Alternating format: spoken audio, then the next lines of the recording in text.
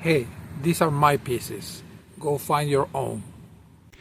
Welcome to The Big Puzzle. In this podcast, we explore the subtle connections between science, religion, politics, economics, and history.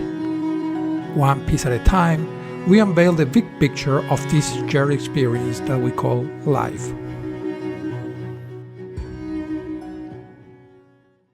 So I'm back at Porter Park in Rexburg, Idaho.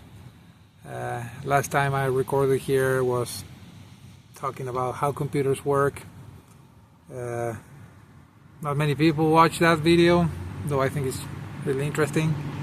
Well, I think everything I say is interesting, that's why I'm saying it, but today I was here and nice day. Last time was snow all around. Now it's very nice weather, so I said, well, let's record some thoughts. And today my plan is to connect some pieces of the puzzle.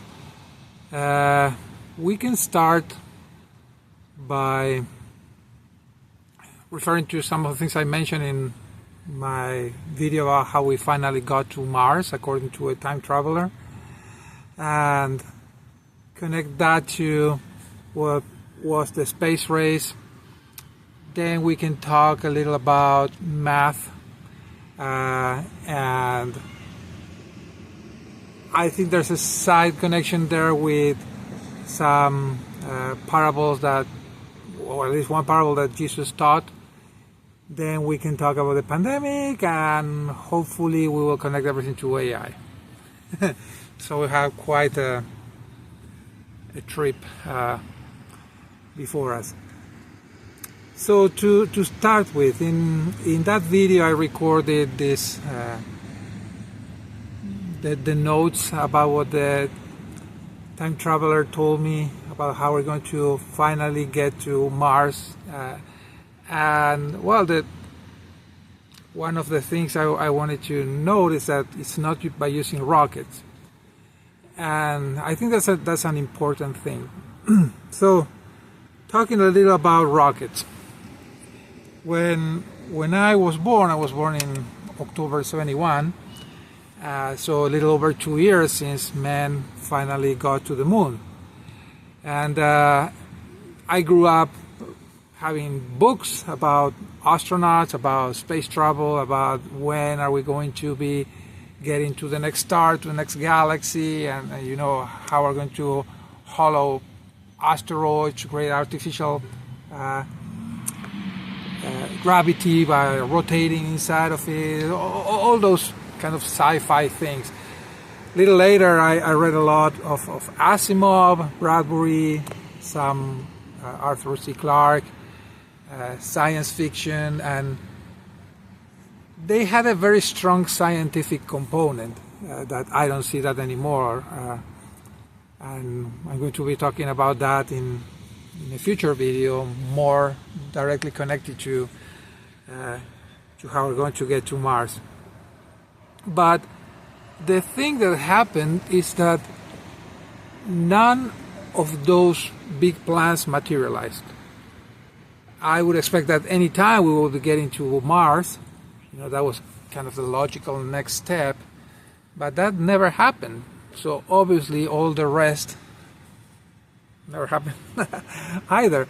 And well, when I started studying physics and engineering, and I realized why it didn't happen, and it made a lot of sense. It's physically impossible to do that. Now Elon Musk has retaken that idea that now we call it futurism, right? So the idea, we can achieve absolutely everything. We can, not really. Sorry, there's a universe full of laws that limit what your mind, would like to do. But I want to explain a little more why that happened. So why the hype happened to start with, and why it didn't happen, and how can we apply that to other things. So we need to get a little into math. And well, I know that half of you will abandon the video at this point if you haven't already. But I think it's important. I really think. I think that you need to understand this, to understand a lot of things that are happening around us every day. And I want to talk about exponential. What is exponential? Right? So you probably heard about it, but exponential is a function that, as a function, it connects two different numbers. So the way functions work is you plug in some numbers and you get other numbers on the other end, right? So that's in a nutshell what a function is. This is kind of the exponential function. It's a simple one. You just input one value and you get one value. Now the value that you input, you actually call it x, and the value that you output, you call it y, and you can graph them. And we're going to be talking about that, and hopefully I will be able to put some visual aids for you to better understand what I'm trying to say. And for some of you, this will be so trivial that you're bored already. But basically, an exponential function is a function that grows really, really fast. So as we move in x, the value of y kind of goes up extremely fast and faster and faster. If you want to visualize that, well, you could. Some people call it kind of the hockey stick function, right? If you think about a hockey stick, yeah, well, that's the shape it has, and it represents a lot of things that happen around you, things that accelerate, right? So I don't know, I haven't thought about any specific example, but there's a lot of growth, explosions, anything that kind of gets out of control, that follows an exponential growth. And the way that it looks mathematically is just a number to the power of x. And that number, usually we use the number e, right? That is it's a number, 2.7 and so on.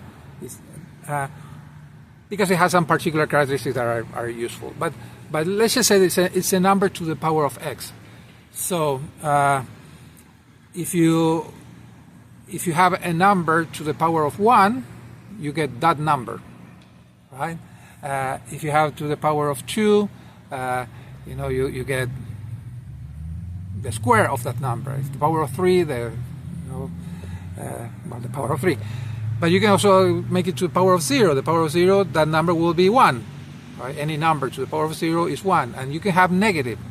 So negative is kind of a division of the, or you divide by a division, by a half, a third, and so on. So that was produced that curve.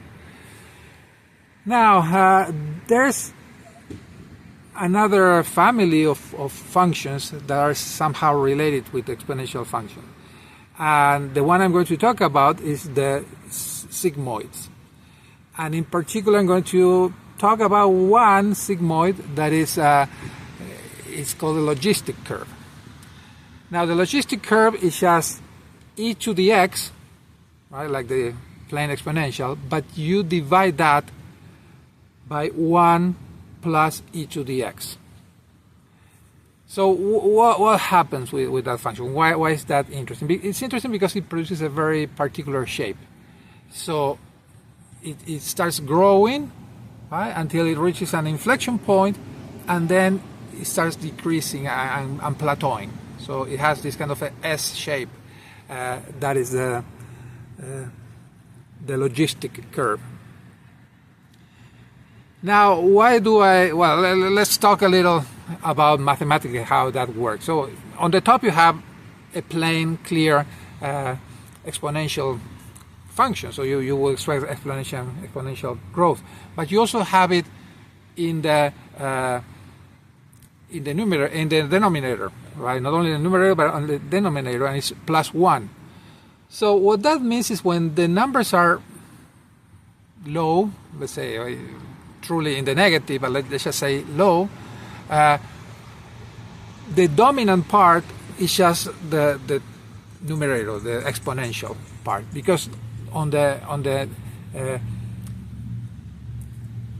denominator, sorry, I'm trying to think in Spanish and translate. In the denominator, you have 1 plus something that is very small. So it's basically you're dividing by 1, and so you ignore what's happening below that.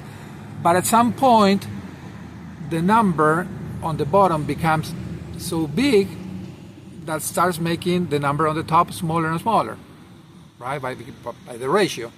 So that's why it ends up plateauing, because at some point it's basically an exponential on the top and the same exponential on the bottom, and a +1, but the +1 is nothing when exponentials are really big. So you're talking 10 billion, 1, so it's kind of 10 billion divided by 10 billion plus 1, so it's 1 for practical purposes. So that's what gives that distinctive shape.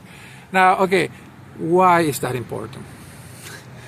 Because many of the processes that we see around really follow a sigmoid behavior or a logistic behavior. And the problem is that both functions look very similar when they start. Basically, you can't tell them apart, especially if you're looking at something that is happening in nature, that you don't have exact measures. It's not the pure math values. You have noise. So the function is not just, this smooth, perfect thing. It's just a bunch of dots moving around that follow that shape overall. So when you have all that noise, it's very difficult to know if you're looking at an exponential curve that will grow forever, or you're looking at a logistic curve that will eventually plateau. So there's a point where they start diverging, and one goes towards infinite and the other one goes towards a constant value. Think about the pandemic. The pandemic are usually well represented by this type of function. Why? Because pandemics follow a very initial high growth. Let's say that you have a virus that everybody that has that virus can contaminate 10 other people. Imagine the growth of that. So you go from 1 person, then you go to 10, then you go to 100, then you go to 1,000. So, sorry, no.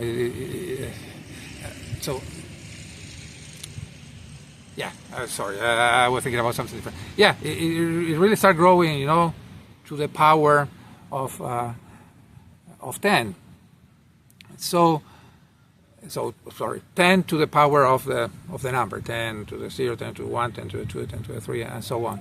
That's a geometric growth, just because it happens in steps, but it has basically the same shape that the exponential growth.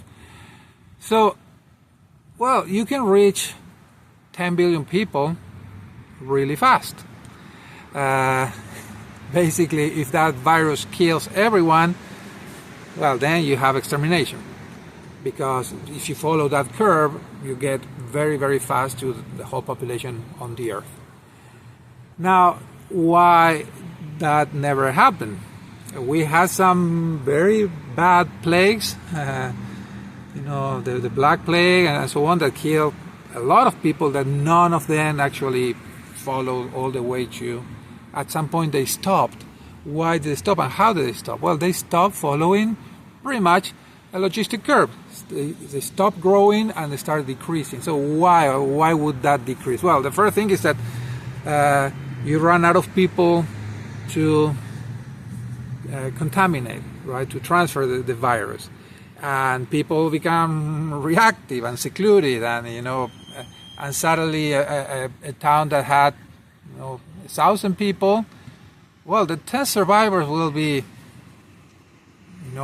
far from each other. So there's no way that they could be reached by the virus, and the virus will eventually die. There's obviously other factors, like the body's eventually learn, the immune system learning to deal with the virus. There's active or passive actions, passive action. Well. Or measures, that's the word I wanted to use. And yeah, eventually they will slow down. And we saw that in the last big pandemic, basically how it followed that curve. But I was following at the very beginning and really couldn't tell the difference. I could see definitely the exponential growth, but I couldn't tell when the tipping point will happen, right? So the inflection point, when it starts from growing to growing less, right, to decrease the growth. So that happens a lot. But what I wanted to point out is there's this initial stage where you can't tell them apart. And now we can connect it to the parable. So the parable that comes to mind is the parable of the wheat and the tares, right? So when they start growing together, and you know, the people were told, well, just leave them grow, and eventually they will start diverging, and you will know which ones are the good ones and which ones are the bad ones. So then, I don't know, I think that's funny to me, a connection, a mathematical explanation of a parable. The other interesting thing is in Spanish, the word parable is the same word as parabola. So that's another mathematical connection. So let's now go back to the space race. In the very early days of rocketry, there was this exponential growth. There were new discoveries, new ways to do stuff, optimization, and all those things that made it, you know, seem to be growing faster and faster. But then we reached the limits of that technology. Right? Some people, and some of them quite knowledgeable, like Carl Sagan, they believe that it was a mistake to try to get to the moon. That was extremely risky. That was very not probable. It was not worth the risk. But well, there was this other political, military dimension to the problem that kept pushing to do it. But yeah, basically we reached the point to get to the moon, only one country, a few times, and then it was too expensive, it was too risky, and nobody cared anymore. There was not that incentive. You already won the race, why keep running? So it died out. It not only died out, we couldn't go back. And we lost the ability to go back because we lost the people who had the skills, the technical skills and the manual skills or the trade skills to build the parts that they built in the past. We don't have specialized welders like we had, for example, right, during those days, because there's no incentive. Nobody needs those type of welds anymore for many years. Who's going to be trained doing that? So those are things that died, and we became even less capable. So that initial growth eventually will take us to Alpha Centauri, in 1,000 years traveling inside of an asteroid. Well, never happened. Will not happen because rockets reach their limit. Right? We can barely leave this planet with rockets. It's ridiculous the amount of mass that you need. So people don't realize that, and you go and watch Star Wars, and you have all these big things, and they move around in space, and the fighters, and the ships, and with what we have today, if we have to rely on that, it's impossible. If you think about it, it's like going to navigate the seas, and the only thing the only way you can move around is by throwing things, right? So the pushing things out would push you in the opposite direction. Well, at some point you run out of things to push out of the boat, and you're just floating there in the middle of nowhere, right? So that's space. You have to carry the things, fuel, right, that you will be pushing out of the rocket. So every time that you need to just change direction, you waste a lot of fuel. You push a lot of things in the opposite direction just to turn. So you will run out of things to push. You will run out of fuel. It's not feasible. It's not doable. Now, thinking that you need to take all that to Mars, and then in Mars you need to... it's ridiculous. It will never happen. That's why I wanted to, in that video, I wanted to explore this idea of, okay, what would be a plausible, scientifically consistent, even though the science hasn't happened yet, to really go to Mars or go to other planets, showing that it is possible. hasn't happened, and I don't know if will ever happen, but yeah, we need some breakthrough in science, right? So, okay, now to connect that to the last piece of today, and I promise we'll be talking about AI. And sorry about the sound, somebody's using a compressor to fill some balloons nearby. AI reminds me a lot of those early days of my youth. We're promising all the things that AI is going to be solving, all the marvelous thing, and because we're looking at what happened in very few years, we're seeing the exponential growth, and we're extrapolating. LLMs, I talk about that extensively. They are revolutionary. They're awesome. They're really a breakthrough. But there's some indication that we might have reached the tipping point, right? The inflection point, that the growth has slowed down.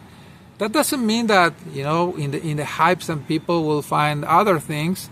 It's interesting that the coupling of LLMs with language, with diffusion, for instance, for images or some other. So there's kind of several emerging new methodologies, technologies, call it whatever, and how they help each other. So yeah, very exciting things, and very exciting things in the short future. But it's slowing down. It looks like it's slowing down, and unfortunately, it seems to be killing a lot of skills that will be necessary when and if it finally plateaus. So people, all they think about vibe coding. Oh, I have AI, right? And all the code, and well, who's going to be creating the new C language or the new Python? What would be the insanity? Could AI create a new language? Why would it? What's the motivation? What is the... So this is what I fear, that we're seeing again the space race happening at a faster pace, with more impressive results that goes into everybody's life all the time, but it might affect us all. So people now are discouraged to go and study computer science because apparently AI is going to be doing that. Maybe, but maybe you need somebody to pick up the pieces and put together the next thing, and that is not going to happen through AI. So I don't know. We haven't reached that tipping point. I think people maybe say that ChatGPT 5 is underwhelming, and maybe that's the indication that, well, yeah. But all in all, like I always say, try to keep it human on your side. Don't lose your skills. Keep learning stuff, even if it's useless. When we talk about the mental gems in the past, how we really need to do things that just to keep our minds active and alive, and not become dumber and dumber just because of AI doing things for us, right? AI or any other technology. Okay, it's been long enough. Yeah, be there in a minute. So, well, thank you for joining. Hope this makes you think. Hope you identify some logistic curves around you, and don't get too excited about things that are not worth it.